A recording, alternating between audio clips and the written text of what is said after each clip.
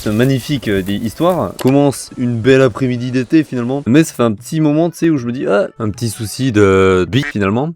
Chiant. Et au bout d'un moment, j'en ai eu marre, donc je me suis dit, vas-y, c'est bon, on va régler le problème. Et donc, pour régler ça, je vais chez un médecin. J'arrive chez le médecin, j'attends 1h30. Du coup, après 1h30, je rentre dans le bureau du médecin. Et en gros, pour vous imaginer un peu le truc, la salle, c'est un peu en un petit L. Il y a une salle au milieu, où je suis assis devant le médecin, et une salle derrière, et une autre salle à droite. Et ça, c'est 2 salles pour ausculter. Du coup, j'y vais, machin, on parle, il me dit, qu'est-ce que vous avez? Je lui explique tout. Il me dit, ok, je vois ce que vous avez. Et on va dans une des 2 salles, machin. Bon, bah là, le moment est venu où, bon, je vais pas vous faire un dessin, hein, globalement, faut qu'il puisse voir.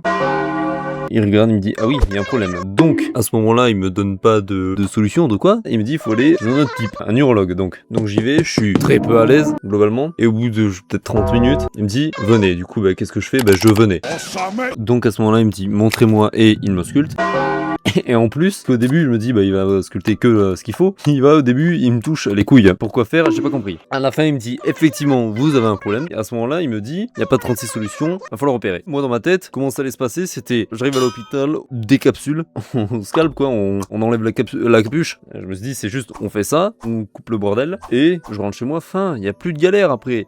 Non, vraiment pas, toujours pas, hein. Et il me fait vraiment un truc hyper rassurant, mais je pense qu'ils sont obligés de le faire. Il me dit tout ce qui peut mal se passer. Il me dit, oui, vous savez, c'est une opération, donc ça peut s'infecter, ça peut s'aggraver, tout ça. J'étais en mode, ah yes, bien, bah là, je suis hyper confiant, là, merci. Du coup, j'arrive à l'hôpital, un mois plus tard. Bon, bah, je vais voir une infirmière, tout ça, elle me dit, vous avez un petit espace là-bas, genre c'est une genre de mini chambre où je suis tout seul. Ça, on dirait que je suis en garde à vue, hein, vraiment.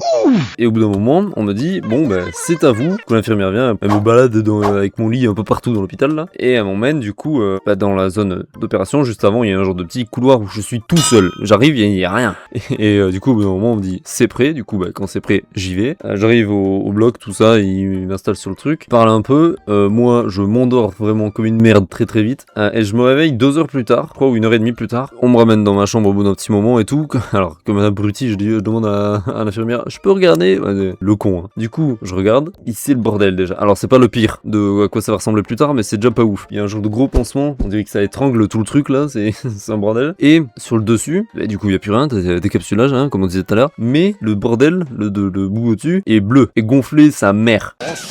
Je me dis, mais qu'est-ce que... Quoi? Qu'est-ce que c'est que ça? Au bout de quelques heures, je me rhabille, machin, je peux sortir tranquille, donc je rentre chez moi. Le lendemain, le pansement tombe tout seul. Donc il m'avait prévenu que c'était comme ça, donc m'inquiète pas. Il tombe tout seul, mais il y a une petite partie qui reste un petit peu accrochée, donc je le décolle un peu. Et là, je vois, du coup, première fois de moi sur moi, le global. Il faut savoir que tout ce qui est genre point de suture, déformation de du corps, trucs comme ça, je suis pas méga à l'aise. Vraiment, je suis pas à l'aise du tout. Et du coup, à ce moment-là, j'ai failli m'évanouir.